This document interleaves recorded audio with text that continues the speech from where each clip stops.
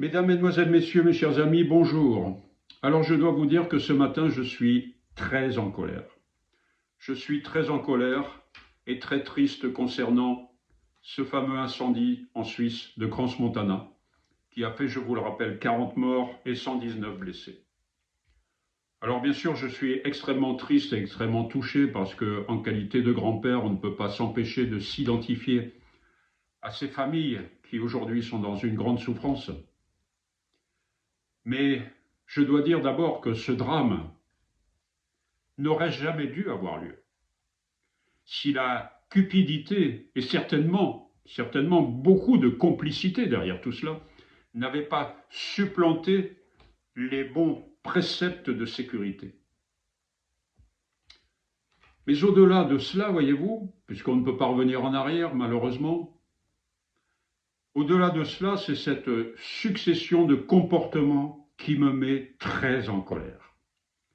Tout d'abord, ces jeunes qui continuent de danser, de filmer, alors que le plafond est en feu, que le plafond est en train de s'embraser.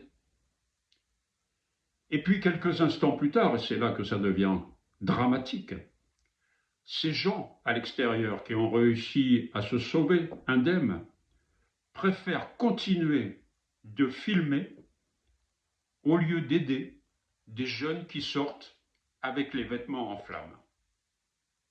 C'est incroyable, incroyable.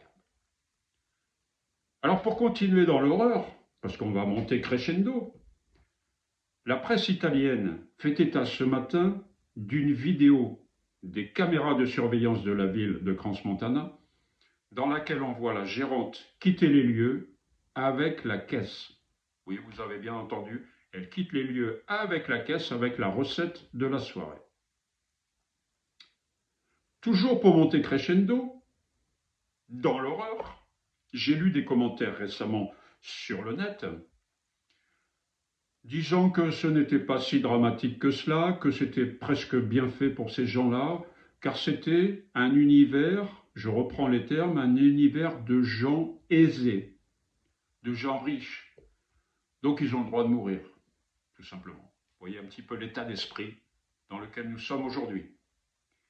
Et puis pour clôturer le tout, eh bien, les autorités suisses informent la population que des fausses cagnottes circulent sur Internet. Des fausses cagnottes pour soi-disant récolter des fonds pour les familles des victimes.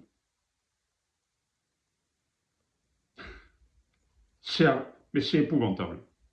La saloperie est désormais poussée à son paroxysme.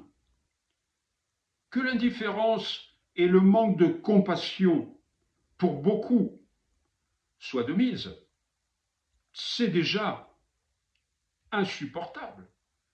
Mais qu'on en arrive à ces extrêmes dépasse l'entendement. Mes amis, mais quelle société de merde nous avons créée!